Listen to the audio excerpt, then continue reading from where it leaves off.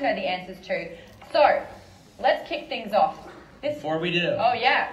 Before we do, if you have not seen the movie yet, so if today is the first time you are seeing Avengers Infinity War, please go get some popcorn, go to the restroom, step outside, because there are a lot of spoiler questions that we're about to be asked. We are going into spoiler territory here, and Thanos does demand your silence. If you have been completely spoiler-free so far, well done. That's nearly impossible. So this is your last chance. We're going to be asking some questions, and we're getting real.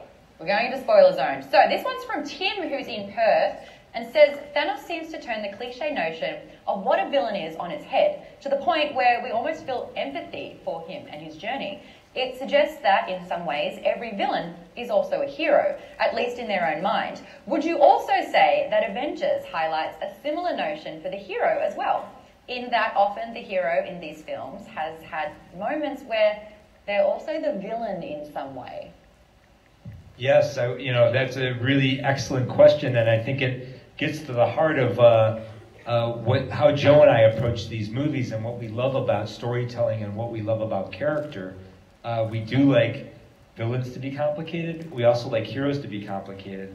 I would look back at Captain America: Civil War as an example, just to stay in non-spoilery territory for a moment. Just the idea that the fallout that happened between Captain America and Tony Stark in that movie, both of those characters really had had made mistakes, and in order to end up in a conflict like that with one another, and even a character like Captain America, whose fortitude and purity is always what serves him, has compromised himself in that film. He lied to his friend.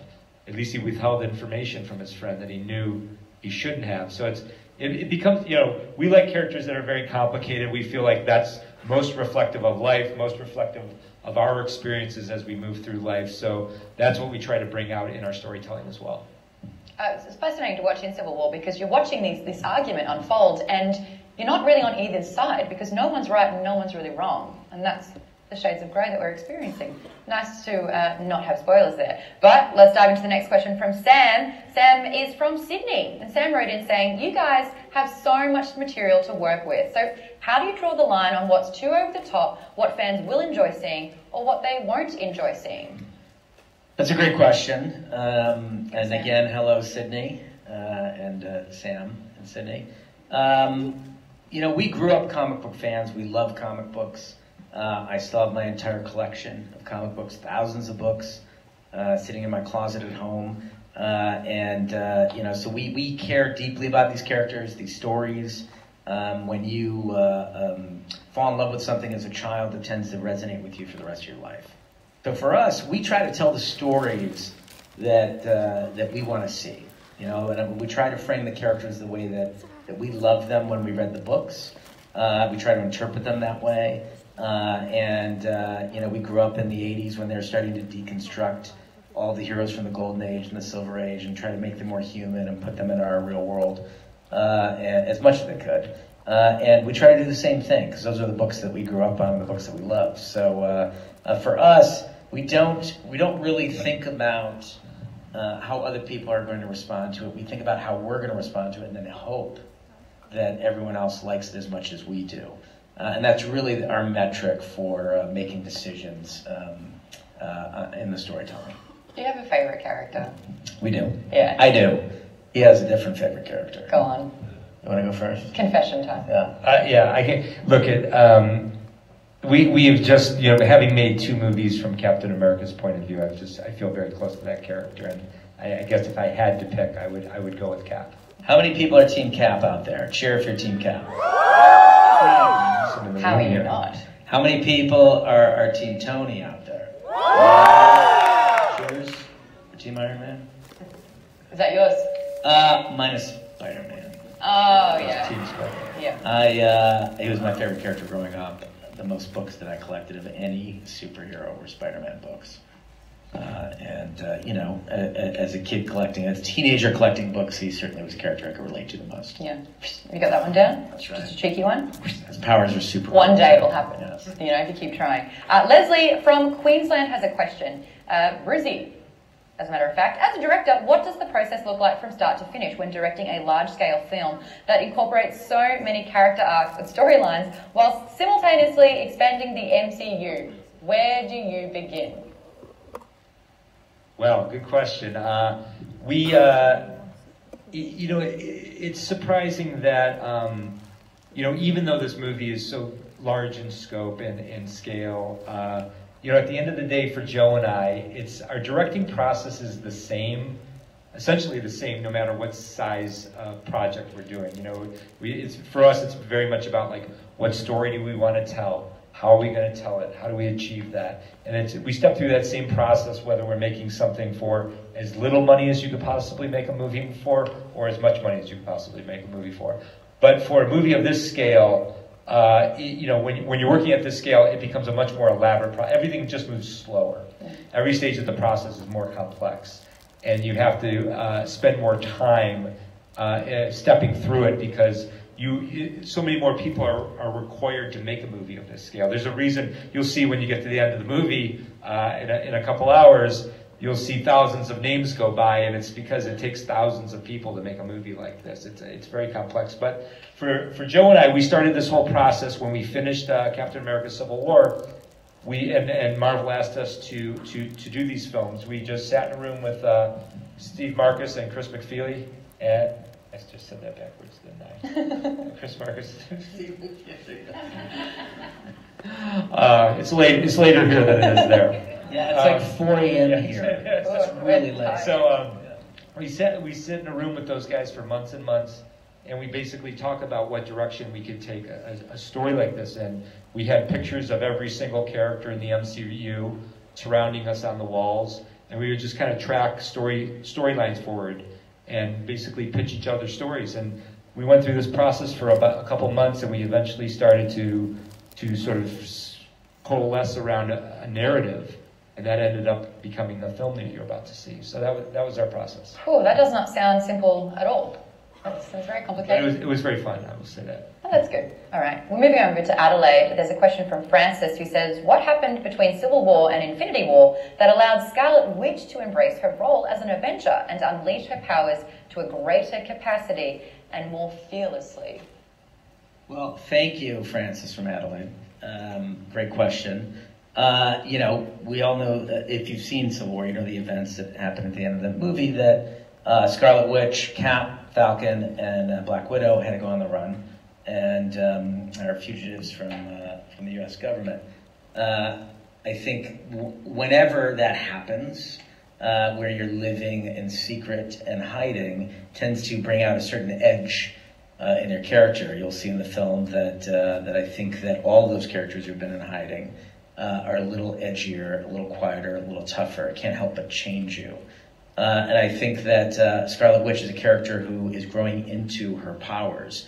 We saw her origin story in Ultron, and since then I believe that, you know, her power comes from one of the stones, so from one of the great elements of the universe. She derives her power from that, and it is growing, and she's learning how to master it, and becoming one of the most powerful characters in the Marvel universe, if not the most powerful character, although Carol Danvers may give her a run for her money. So I think it's for her, I think she's been on a growth arc. She's been spending a lot of time with Cap and Widow and Falcon, who are incredible mentors for her. She's been spending a lot of time with Vision, who's also an amazing mentor, supremely intelligent android, and I think and her, you know, she's learning to make her own choices and have her own agency and to be empowered on her own. And there's very, you know, there's one of our favorite scenes in the movie where, you know, she becomes the dominant power of protecting Vision in the film, who is put into a helpless situation. And so I think, without giving too much away, I think you do see a great power display from her in this movie. She loses her brother in Age of Ultron, and it's like she has to rediscover herself and to trust again, right. really. So I think Vision's played a huge role. I'm not telling you. You know everything. That's a very good point. Yep. Is that, I'm a big fan, and I'm having a lot of fun right now. Cathartic moments help you grow as a character and heal. Yeah. And once you heal and you move to that next phase, it unleashes something new inside of you and takes you to a next level of maturation. There you go. So we've got Amy in Melbourne has a Facebook question. Said, you've both said that you locked yourselves away for 6 to 8 months to get the film right. We meant 6 to 8 years. Oh dear. Well, now that the movie's out, which moment were you most excited and proud of to see on the big screen at the world premiere that happened here in LA? Gosh, that's a good question. Most proud of? I don't, again, I don't want to get spoilery, but there's something about the opening scene of the movie that just gives me a thrill. And again, I won't go into the detail because you're moments from the opening scene of the movie. But, I do think we have some questions coming though that are just gonna. Yeah. Straight up spoil. Yeah, but it's the introduction of Thanos. We really built this movie around Thanos for the reason that Thanos is the single figure that pulls every corner of the MCU together. He's the one character that connects everybody. Because the Infinity Stones have been threaded throughout the MCU, because Thanos is going after them, he is sort of the central character in this narrative, and we went through we tried to craft him as one of the most interesting characters in the MCU, and the opening scene of the movie brings him to you for the first time in a way that I very much love the scene. So yeah, you smashed. Without spoiling anything, I'm just going to say quickly, my favorite moment as a comic book fan, Thor has an amazing arrival moment in the movie. And it still gives me the chills when I see it. Pretty sure I cried. It was beautiful. I'm thinking about it now. Anyway, you guys are gonna have a great time. We're going to throw a question over. This is from Auckland. It's Kenny Williams asking this one. In the comic books, Thanos has a very unique relationship with the physical embodiment of death itself. Spoilers. I'm curious why that was left out of Infinity War. Auckland, how are you? You good? We can't hear you. They're like, yes. Yes, they're good. Yes. So, look, our job is to further the story of the Marvel Cinematic Universe, not to do literal translations of the books. We've never shied away from the fact that we're not interested in doing literal translations of the books because you know the whole story. If you want to know what happens in the film, you can go read the book before you show up at the movie. Death is not a character that's been developed over the last 18 films. We have 2.5 hours to tell the story. We have a lot of heroes to squeeze in the movie. And every piece of story real estate that we take from those heroes to assign to some character that people don't really have a connection to, we don't know the heroes have a connection to, is just, it's time away from some of the more interesting moments in the movie. And we have 2 amazing characters played by 2 amazing actresses, in Gamora and Nebula, who do have a very strong connection to Thanos in the film. So we took the essence of what Thanos felt for death in the books and applied it to his daughters, specifically Gamora, so that we could create a relationship that was based in the events that have unfolded in the Marvel Cinematic Universe over the last decade. Heartstrings are there, though. Melbourne, there's a question. Daniel McMurray said, throughout the MCU, and particularly in Infinity War, there seems to be a theme of impossible love. Do you think there's room for romance and love within the world of the MCU? I would hope so, yeah. I mean, Joe and I have always been big fans of very balanced and dense storytelling. We love movies that can make you laugh, make you cry, make you think, scare you, excite you, thrill you, delight you, etc. So yes, we like to explore the totality of human experience in these movies, and we have characters who can help us do that. So yes, there is room for love, And I think, again, I don't want to get spoilery because you're about to see it, but I think that you will see a very clear depiction of some of the love, some of the places that can go in this film. So. Fantastic. Oh, there's hope for us all then. Frank Willis asked a question from Perth in WA. Frank's 9 years old. Right. Frank asks, did you choose Spider-Man? Spoiler. Okay, hold on a second. Yeah, if you are still in the theater and you haven't left and you haven't seen the movie, you should stick your fingers in your ears and say la la la la la. Or hum the Avengers theme to yourself very loudly. That's right. Great. Did you choose Spider-Man to be taken in the Thanos clip because it would be more shocking and upsetting? I was most upset by this part in the movie. Apologize to Frank. Yeah, I was going to start by saying, Frank, we're sorry. Look, as storytellers, we like telling complicated stories. Sometimes there are things that you can deal with in fantasy that you don't want to deal with in reality, and I think that going on a journey with these characters, that part of what is valuable about storytelling is catharsis, and especially emotional catharsis. And there was an amazing story set up between Tony and Peter Parker, a father-son relationship that we knew just because, again, Spider-Man was my favorite character growing up. We knew how painful that would be. And I knew that when I was tearing up on set watching Tom Holland perform that scene, that we had got the scene right. And so, still it hurts me as much as it hurts you, Frank, and I'm sorry about that. And the last one we've got is from Vinci in Brisbane, who said, who out of the cast is most like their character and who is least like their character? Excluding Thanos, because Brolin obviously isn't a genocidal titan. Shoot, we were going to say Brolin. Beg to differ. That is a really interesting question, and I think, Joe and I could probably spend a lot of time thinking about this question and debating it. But to go off the top of my head, I would go with Robert Downey Jr. and Tony Stark as most like their character. If you can believe it or not. He's been playing the character for the longest. He's been playing it for the longest, but Robert Downey is remarkably like Tony Stark, for as hard as it is to believe that any human being could actually be like Tony Stark. But he's very much, he has a lot of that character's essence is in him. And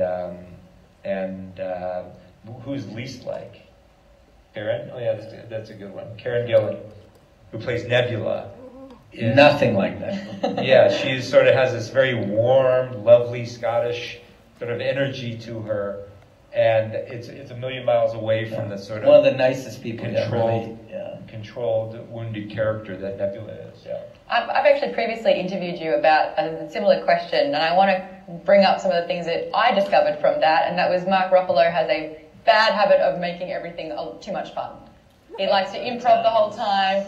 He's always in stitches. Yes, he forgets his lines a lot. He makes up his own lines. So he changes other people's cues. There's a lot of laughing on set. People have a lot of fun. Yeah. And Chris Pratt outed Zoe as being the more thespian of the bunch. She's very, taking the art quite seriously. She's a very serious actor, and she does an amazing job in the movie. I mean, she carries the film. I think a lot of the heart and emotion of the movie rests on her shoulders in the movie, in the film. So yes, I would absolutely say that Zoe, along with Benedict Cumberbatch, he's a bit serious about it. He is. I think that some people on set like to change things up every take. Robert is one of them. Robert will never say the same line twice. He will always mix it up. He wants to keep it fresh for the other actors, keeps people on their toes, it keeps them alive. Other actors prefer, to really study their lines, to understand their motivation, so they get to set that, neither process is better than the other. It just depends on who you are as an actor. I think Benedict's process is very different than Robert's. Benedict's is very about preparation and knowing your lines and coming in and really understanding how you're going to play that scene. Must have been fun, the scenes that they had. It was great, actually, because I think they both give a little to each other, as part of their process. And obviously we've got to bring up Australia's superhero. We've got Thor, God of Thunder. Yeah. He was really emerging Australia, I think, as the MVP of the MCU.